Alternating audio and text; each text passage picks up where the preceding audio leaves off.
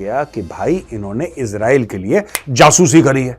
अब इजराइल का नाम सुनते ही सब लोग भड़क गए वहां पे। इन्होंने करा कुछ भी नहीं था, लेकिन ऐसा इल्जाम लग गया कि साहब ये तो इजराइल के साथ मिले हुए और इजराइल के लिए जासूसी कर रहे हैं। सुब्रमण्यम स्वामी साहब ने तो सीधा सीधा प्राइम मिनिस्टर मोदी से इस्तीफा ही मांग लिया कि अगर इनको सजाए मौत हो जाती है तो पीएम शुड रिजाइन, दे दें, प्रधानमंत्री मोदी फट से इस्तीफा दे दें। वहां पे असदुद्दीन ओवैसी ने बोला कि ये तो बहुत बड़ी हार है भारत की डिप्लोमेसी की, और मुझे ऐसा लगता है कि ये बहुत बड़ी चीज थी जिसकी वजह से भारत ये कर पाया। दूसरी चीज डिप्लोमेसी। तीसरी बात, भारत के सबसे रिश्ते अच्छे हैं, छोड़ के पाकिस्तान, भारत के रिश्ते सबसे अच्छे हैं। कोई ऐसा दुनिया में नहीं कहता कि भारत हमारा दुश्मन है। जय हिंद दोस्तों, मैं हूं मेजर गौरव आर्या और आप देख रहे हैं द चाणक्य डायलॉग्स। इस वीडियो को लाइक करिए, हमारे चैनल को सब्सक्राइब करिए, बेल आइकन दबाना बिल्कुल मत भूलिएगा। दोस्तों, आपको पता ही है कि 8 भारतीय जो पूर्व भारतीय नौसेना के अफसर थे और उसमें एक सेलर भी था, तो इनको कतर की एक कोर्ट ने सजाए मौत सुनाई थी। अल दहरा करके एक कंपनी है जिसमें ये लोग काम कर रहे थे रिटायरमेंट के बाद। उस कंपनी में कुछ ऐसा काम हुआ कि इनके ऊपर इल्जाम लग गया कि भाई इन्होंने इजराइल के लिए जासूसी करी है। अब इजराइल का नाम सुनते ही सब लोग भड़क गए वहां पे।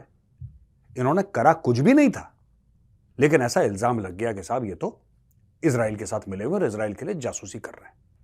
जो दूसरा बंदा था, जो कंपनी का मालिक था, वो हो गया फुर, वो गायब हो गया। उसको पहले पकड़ा, फिर छोड़ा, फिर वो गायब हो गया। अब ये फंस गया 8।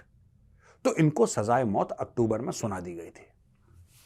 दोस्तों, काफी हल्ला हुआ भारत में, देश विदेश में हल्ला हुआ।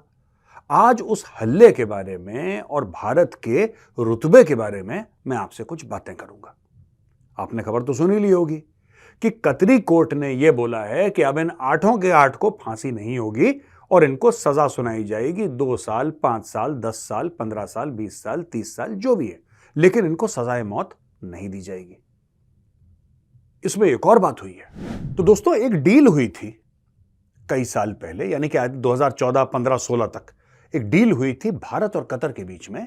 और वो जो डील थी, वो डील क्या कहती थी? वो कहती थी कि अगर, जैसे उदाहरण के लिए, अगर कोई भारतवासी पकड़ा जाता है कतर में, उसको सजाए मौत नहीं होती। उसको कोई जुर्म के लिए पकड़ा गया, जेल के अंदर डाल दिया, उसको सजाए मौत नहीं है, सिर्फ उसको जेल डाला गया कि इतने साल तुम्हें जेल होगी, तो वो जेल वो भारत में पूरी कर सकता है। और अगर वो कतरी हो और उसको सजाए मौत भारत में ना सुनाई गई हो और वो सिर्फ जेल में हो, तो वो जेल की सजा वापस कतर में पूरी कर सकता है।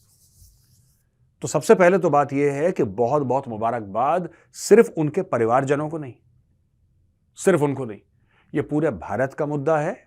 पूरे भारत को बहुत बहुत शुभकामनाएं। बहुत अच्छा काम हुआ, इसीलिए शुरू से मैं मुस्कुरा रहा हूं। मुझे बहुत अच्छा लग रहा है यार, I am so happy, right. अब यह काम हो गया। अब दोस्तों, आगे के स्टेप क्या होंगे? आगे के स्टेप होंगे कि भारत अभी 1 बाय 1 काम होगा, 1 बाय 1, है ना, 1 बाय 1। अब धीरे धीरे धीरे धीरे काम होगा इसके ऊपर कि कैसे उनको वापस भारत लाया जाए। First step, second step, third step. अभी देखिए, पहला पड़ाव जो है वो था कॉन्सुलर एक्सेस का। वो तो अक्टूबर नवंबर में हो गया था। नवंबर के महीने में कॉन्सुलर एक्सेस मिलना शुरू हो गया, घर फोन कॉल कर रहे हैं ये सब।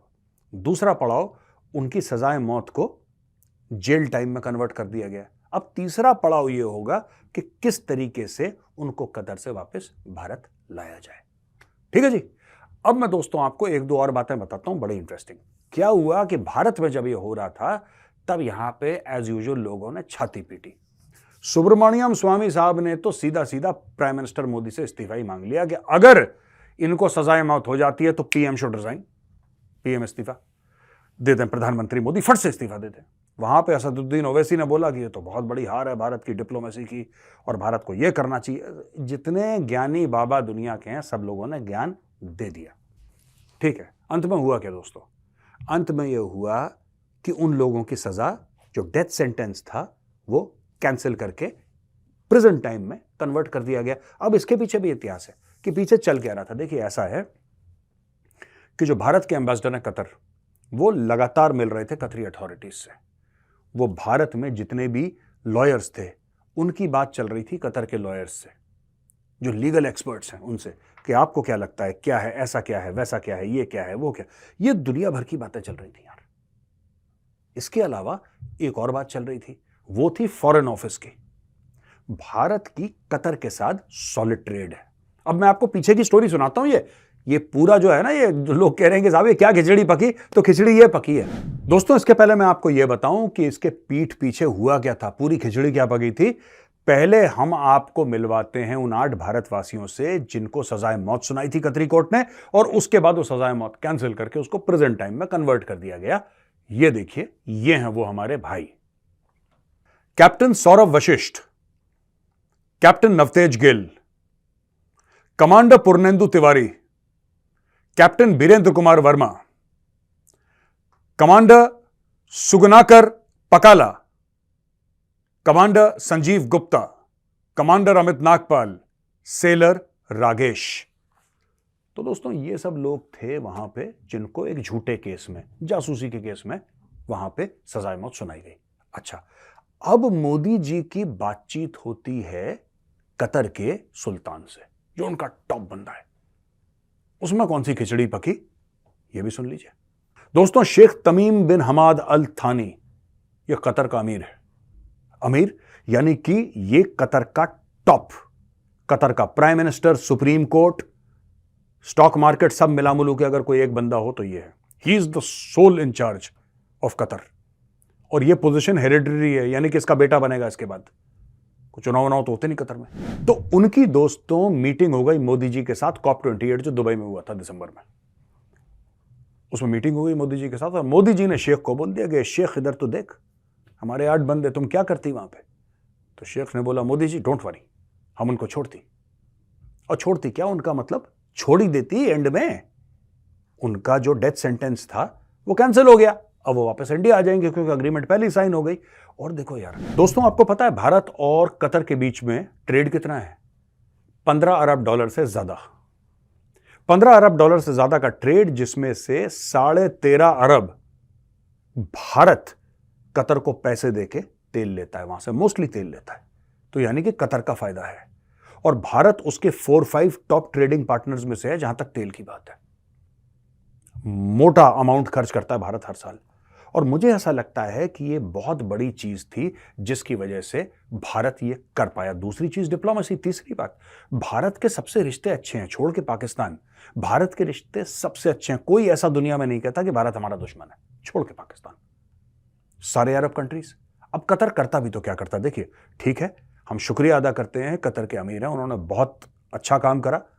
जो हमारे जो भाई थे उनको उनसे डेथ पेनल्टी हटा दी और प्रेजेंट टाइम में उसको कन्वर्ट कर दिया।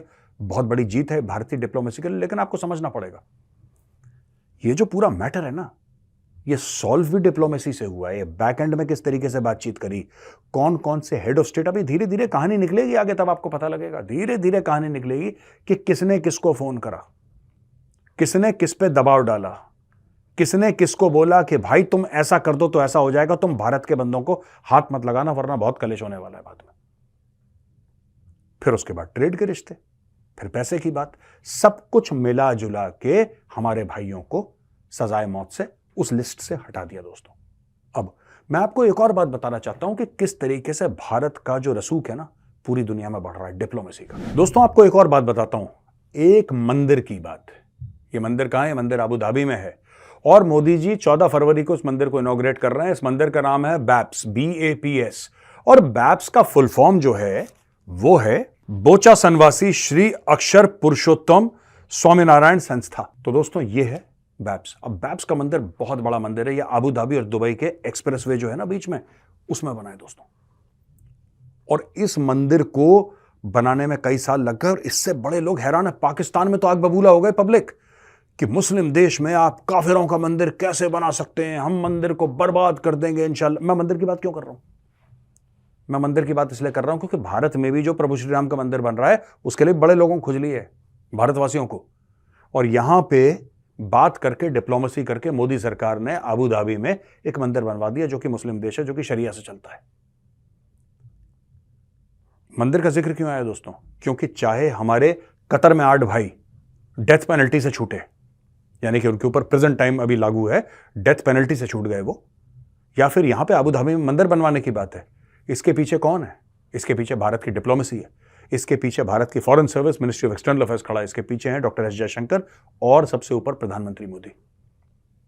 यह है भारत की डिप्लोमेसी। आज की पूरी कहानी भारत की डिप्लोमेसी पे थी।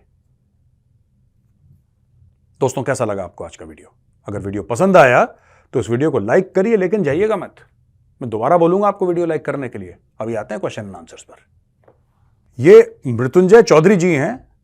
मृत्युंजय जी कहते हैं जय हिंद। जय हिंद मृत्युंजय जी। इनका यह कहना है कि एक वाकया हुआ था रशिया यूक्रेन वॉर में, जब रशिया ने सीरियन रेफ्यूजीज को बेलारूस पोलिश बॉर्डर पर भेज दिया जियोपॉलिटिकल प्रेशर पोलैंड पे अप्लाई करने के लिए। अगर पाकिस्तान या बांग्लादेश रेफ्यूजी इंडिया बॉर्डर में भेज देता है मास नंबर, फिर हम लोग क्या करेंगे?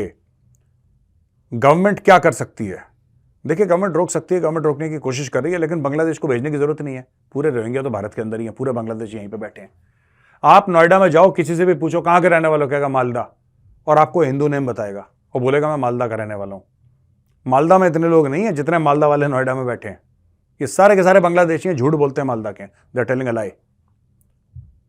तो देखिए, काफी हद तक रोक रहे हैं, लेकिन टेरेन ऐसी है, लोग जो आना चाहते हैं वो रास्ता निकाल ही लेते हैं यार। मैक्सिको वाले चले जाते हैं यूएस। यूएस तो एक सुपर पावर है, यूएस के पास बजट की कमी नहीं है, कुछ कमी नहीं है, लेटेस्ट टेक्नोलॉजी है। चले जाते हैं मैक्सिकन, घुस जाते हैं यूएस के अंदर। किस किस को निकालोगे, कहां कहां पकड़ोगे यार? अच्छा जी, ये हैं Peter Parker. Hi, I am Arvind. My question is how does India balance strategic partner, यानी कि भारत जो है अपनी जो स्ट्रेटेजिक पार्टनरशिप है वो कैसे करता है बैलेंस नॉन अलाइनमेंट प्रिंसिपल्स को ध्यान रखते हुए, मेंटेन करते हुए फॉरेन पॉलिसी। वैसे तो करता है। आपने सवाल पूछा, जवाब भी आपने दे दिया। भाई, आप बैलेंस ऐसे करते हैं क्योंकि आपकी पॉलिसी नॉन अलाइनमेंट है। व्हेन आई से non alignment in the sense कि हम किसी पावर सेंटर के नीचे नहीं आते, हम अपने आप को किसी पावर सेंटर के अधीन नहीं समझते। जैसे पाकिस्तान है, पाकिस्तान खुल के कहता है कि पाकिस्तान जो है वो चीन के अधीन है। पाकिस्तान खुल के कहता है, पाकिस्तान को कोई शर्म नहीं है। कई देश कहते हैं हम चीन के अधीन है, कुछ कहते हैं हम अमेरिका के अधीन है। भारत, देखिए, दो तीन चीजें हैं, इसको ना नॉन अलाइनमेंट नहीं कहेंगे जो भारत कह रहा है। एक जमाना था जब दो सुपर पावर होते थे वर्ल्ड में, एक यूएसएसआर जो अब रशिया रह गया है, और अमेरिका। तो कई लोग यूएसएसआर से लगे हुए थे, कोई अमेरिका से लगे हुए थे। भारत उस समय नॉन अलाइंड था, यानी भारत ने बोला ना हम तुम्हारे साथ, ना हम तुम्हारे साथ, हमारा रास्ता। मोदी जी के आने के बाद चेंज क्या हुआ है मैं आपको बताता हूं। फर्क क्या पड़ा है? फर्क यह पड़ा है मोदी जी के आने के बाद कि भारत ने यह नहीं बोला कि हम नॉन अलाइंड है, ना हम तुम्हारे साथ ना तुम्हारे साथ। यह भारत नहीं कह रहा। भारत कह रहा है कि एक शक्ति भारत भी है। अब बताओ हमारे साथ कौन कौन है, बताओ। अच्छा, तुम हमारे साथ हो, तुम बैठो, तुम बैठो। यह भारत कर रहा है। यानी कि पहले पावर सेंटर दो हुआ करते थे, यूएसएसआर और अमेरिका। अब पावर सेंटर हो गया अमेरिका और एक पावर सेंटर हो गया चाइना। भारत कह रहा है हम तीसरे सेंटर हैं। इसलिए ग्लोबल साउथ वगैरह मामला जो हुआ था ना G20 में, इसीलिए India is emerging as one of the super powers and one of the poles of the world. यह फर्क है पहले और अब में। तनिष खेड़कर, जैन सर, जैन दानिश। ये 19 साल के मेडिकल स्टूडेंट हैं और ये जियोपॉलिटिक्स पढ़ते हैं। ये कह रहे हैं न्यूयॉर्क टाइम्स के हिसाब से व्हाइट हाउस एक डॉजियर वॉर क्राइम्स रशिया को भेजना चाहता था इंटरनेशनल कोर्ट ऑफ जस्टिस, पर पेंटागन ने मना कर दिया। क्या ऐसा कोई नॉन इलेक्टेड पावर सेंटर है running the United States similar to Pakistan? नहीं, देखिए, हर एक देश में ना डीप स्टेट होता है यार। हर एक स्टेट में, हर एक कंट्री में डीप स्टेट होता है जो बताता है कि ये हमारे लिए करेक्ट नहीं है, ये हमारे लिए करेक्ट है, सही गलत नहीं। फिर जो डीप स्टेट होता है या जो नेशनल सिक्योरिटी अपरेटस होता है ना, ये जो जस्टिस वाली बात है ना, जो आप कर रहे हैं जस्टिस वाली बात, ये तो कोर्ट करते हैं, आम आदमी करता है। जब स्टेट बात करते हैं ना, स्टेट बात करते हैं, आप कभी भी देखना, जब भी डॉक्टर जयशंकर बात करेंगे या अजीत डोभाल साहब बात करेंगे, वो बात करेंगे कि भारत को किसमें फायदा है। उनका माइंडसेट वैसा है। मैं ये नहीं कह रहा कि वो लोग इग्नोर करते हैं सही और गलत, मैं ये बात नहीं कह रहा। मैं ये कह रहा हूं कि उनका जो बेसिक माइंडसेट है वो ये है कि हमारे देश के लिए क्या सही और क्या गलत है, और ये हर देश करता है। अमेरिका ने करा, I am not surprised. America भी करता है, भारत भी करता है, सब लोग करते हैं ये चीज। अच्छा, ये है दिव्यांश वशिष्ठ। मेजर साहब, मैं आपसे पूछना चाह रहा था कि कतर ने ओवरटर्न कर दिया decision of death sentence 8 navy अफसर का, क्या यह नॉर्मल है? कितने एग्जाम्पल इन द पास्ट ऐसा हो चुका है? मैं ये पूछना चाहता हूं कि ये सब मैंने बता चुके हैं आपको पूरा कि ये जेल टाइम सर्व करेंगे कि नहीं, और आप पूरा वीडियो अगर देख रखे हैं, एंड में आप पहुंचे हैं, तो आपको पता लग जाएगा कि क्या क्या मैंने आपके सारे सवालों का जवाब दे रखा है। और कतर में पार्डन का एक ट्रेडिशन है, एक खास दिन जो अमीर है वो पार्डन करता है कुछ लोगों को। लेकिन ये पार्डन वाला मामला नहीं है, क्योंकि अगर कोई ये साबित हो जाए कि कोई इजराइल की तरफ से यहूदियों की वजह से किसी ने या उनकी तरफ से किसी ने जासूसी करी, तो उनको पार्डन वार्डन मिलने का मुझे नहीं लगता कि कतर में कभी केस था। लेकिन यह बात है कि भाई ठीक है, हाँ, कतर का यह मामला है कि कतर ने डिप्लोमेसी हुई कतर के साथ, मोदी जी मिले उनके अमीर के साथ, और ये सब बैक एंड पे जो भी डिप्लोमेसी हुई है, strings were pulled. Now our brothers are going to be, and I hope they will come back home very soon. मैं ये समझता हूं. और मैं आपको एक और बात बता दूं, 6 महीने 6 साल मुझे नहीं पता, पर मुझे दिल में पूरा विश्वास है एक दिन कुलभूषण जाधव भी बाइज्जत वापस भारत आएगा. हम उसको सेफली और सिक्योरली भारत वापस लेकर आएंगे, कुलभूषण जाधव को. ये मेरा दिल कहता है. तो दोस्तों, बहुत बहुत धन्यवाद इस वीडियो को देखने के लिए. अगर वीडियो पसंद आए तो इस वीडियो को लाइक करिए, हमारे चैनल को सब्सक्राइब करिए, बेल आइकन दबाना बिल्कुल मत भूलिएगा. जय हिंद, वंदे मातरम, भारत माता की जय.